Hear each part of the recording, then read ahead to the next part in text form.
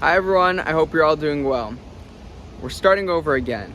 This week's Parsha is Parshat Bereshit. And before we go into this week's Parsha, I have a question. Right? We read the Torah in a cycle every year.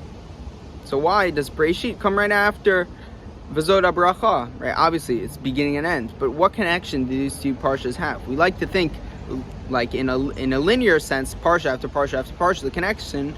But looking at this at the cycle, what do these two ends have in common? So I was thinking about this, and what does Adam and Eve do wrong when they sin, right?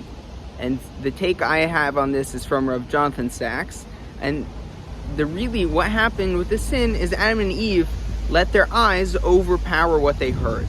They let the sight of the fruit, how good it looked, the tree, right, overpower hearing the voice of God. We know that they heard the voice of God. It says it.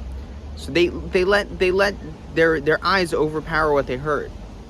But in V'zod HaBracha, at the very, very end of the Torah, the last pasuk, I just spoke about this actually here at Brown, is that there's no reason for the last pasuk of the Torah to be there. Right? If you read it, you're like, why is this pasuk here? It's describing Moshe. And Rashi comments on that on that pasuk, and he said that Hashem told Moshe, right, Yashar kochacha sheshibarta. Hashem told Moshe, Yashar koach, good job for breaking the luchot. Right? This instance that the Torah ends with, quote, that Rashi's quoting, it's referring to Moshe breaking the luchot, is the essence of what this Parsha Bereshit is all about. Adam and Eve let their eyes overpower what they heard, but yet Moshe, as he was walking down Har Sinai, didn't let his eyes overpower what he heard. He had the voice of God so clear in his head that he was able to break the luchot that he was spending so long working with God on, right in front of everyone.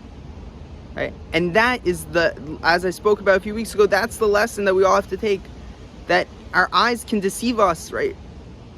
As a parable, it's a very famous Jewish parable that eyes can be equated to emotions as well. Our heart versus our brain. A lot of the times we can get clouded up in everything.